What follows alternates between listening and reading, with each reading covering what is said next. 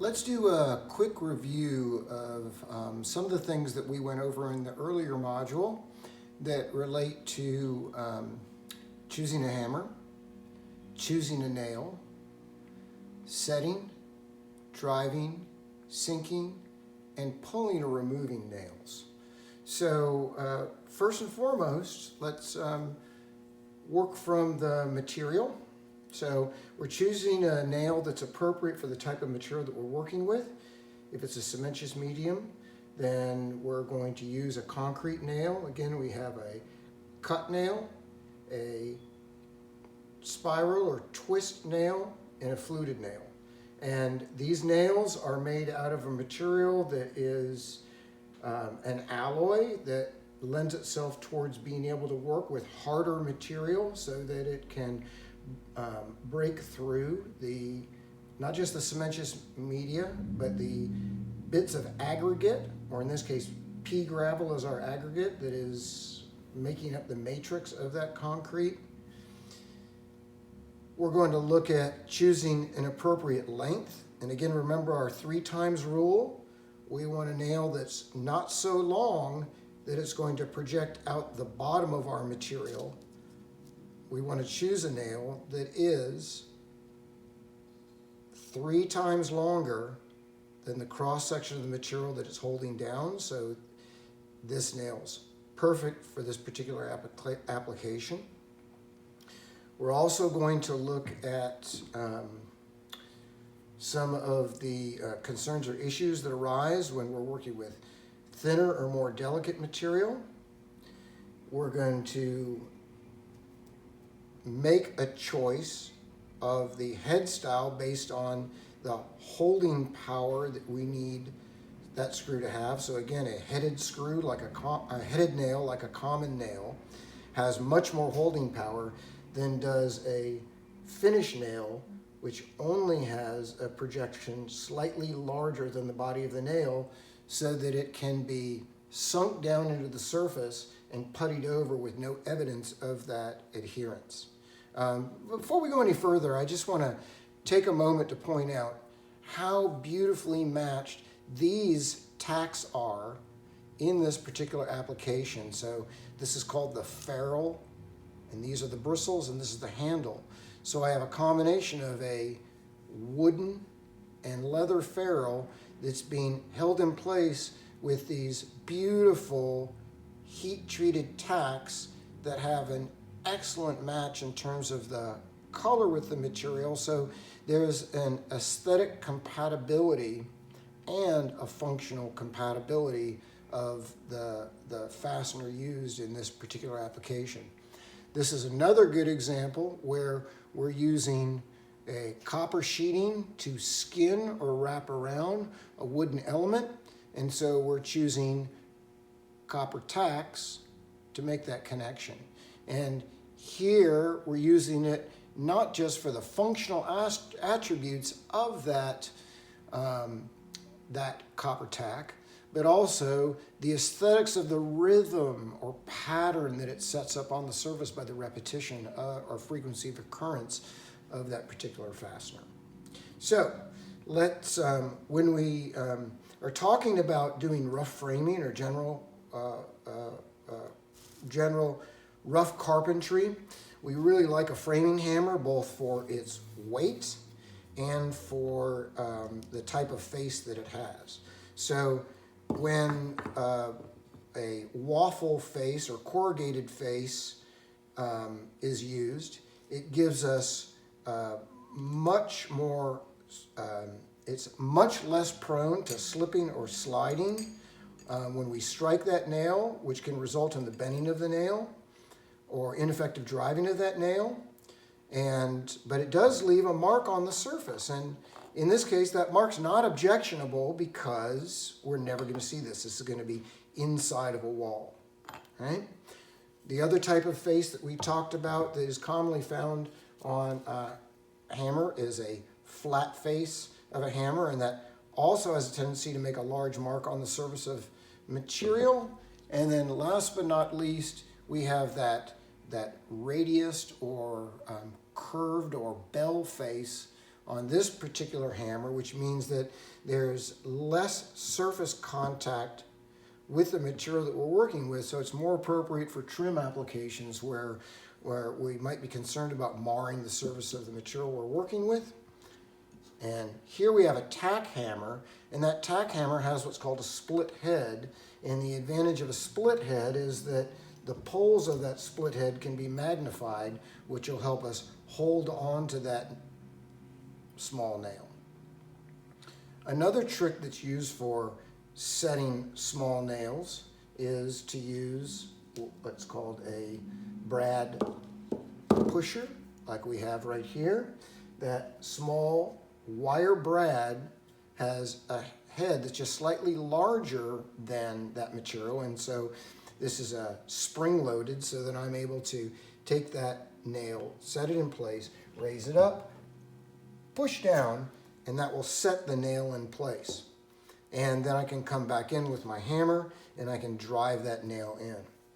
It is often the case when we're working with things like tacks that have a head that's larger than the body of the nail that we're unable to fit them into something like this device here. So the trick that we commonly use for that is to take the nail and to push it through a piece of paper just like this. And then that keeps your fingers out of harm's way and allows you to effectively set that tack by holding it with your hands clear in the proper orientation. And then you simply pull the piece of paper away and you can drive that down to be flush with the surface.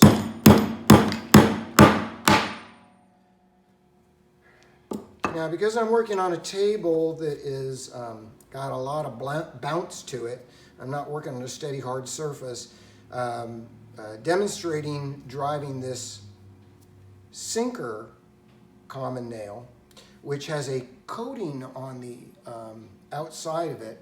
This is referred to as a cement coating, and it's a sticky adhesive coating that's on the outside of the nail that minimizes the withdrawal of that. So I'm going to take my two pieces, I'm going to align them with each other, I'm going to orient my nail into the position that I want it to be in, then raise it up and set the nail, and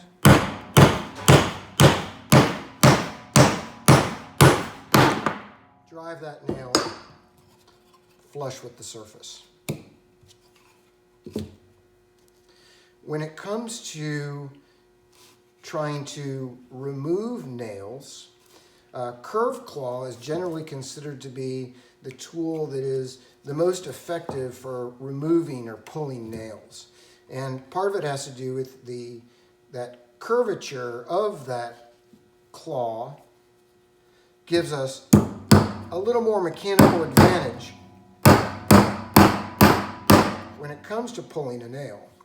So we're able to come in underneath that and then draw back and then pull in closer and draw back. But this can often result in the marring of the surface of the material. So sometimes we'll take a piece of blocking material and put it underneath the claw so that it does not mar the surface of my wood when I withdraw that nail.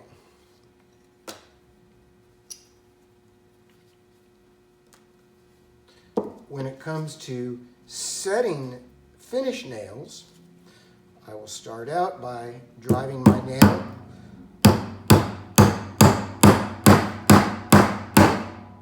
till it's just short of flush of the surface so that I don't nick up or mark that. And then I pick a nail set that is appropriately sized for the nail that I'm using and mount slightly below grade so that I can then come in and cover that with putty, sand it smooth, stain and seal it so nobody's the wiser. When it comes to soft woods, a standard finish nail will do a pretty good job driving through that material without bending over. But once a nail starts to bend, in all likelihood, your best bet is to go ahead and remove it and start over with another nail. But when it comes to working with hardwoods that are much denser, like materials like this oak, you'll find that getting hardened trim nails, which, like the masonry nails, are made out of a higher grade of alloy and then heat treated to resist bending. So it's much better at penetrating hardwoods like oak and maple. The trim nails can also be the trim nails that have been heat treated can also be readily identified by what we call bluing, which is the oxide film that develops on the surface when that nail is heat treated.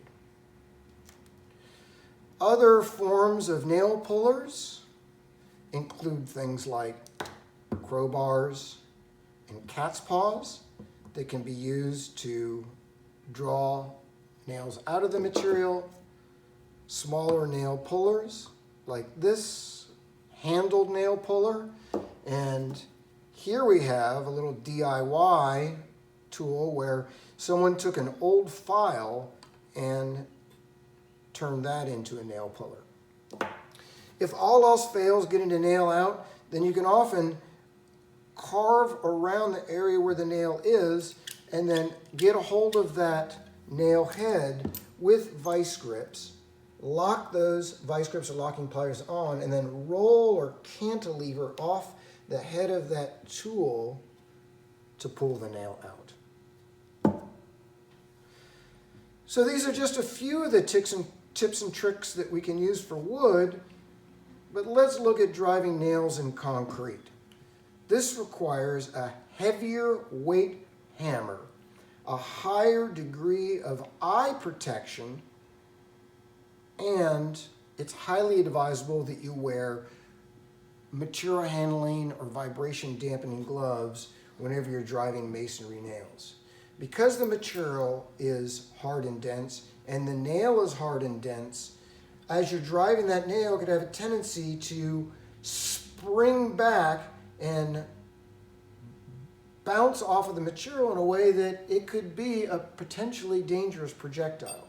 But let's just take our fluted nail and see how we do with that.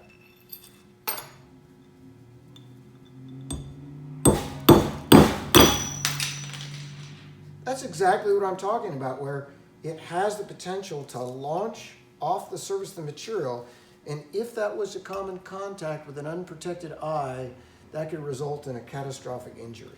So once again, I'm going to set my nail.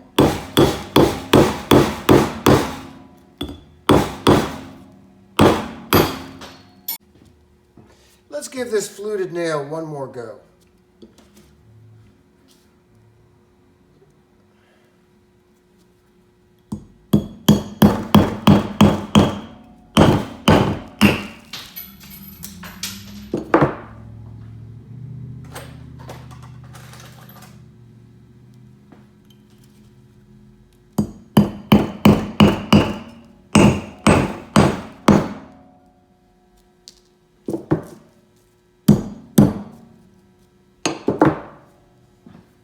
This is an excellent example of a catastrophic failure that happens when the thickness of the cross-section of your material is compromised by some of the structural elements within it. And this particular piece of concrete was cast with nuts and bolts and washers in it, and it would appear that as we wedged up against this bolt, it resulted in that material splitting and breaking apart. So often we learn more from our failures than we do from our successes. Stay tuned, and I look forward to sharing more of the world of fascination with you in the future.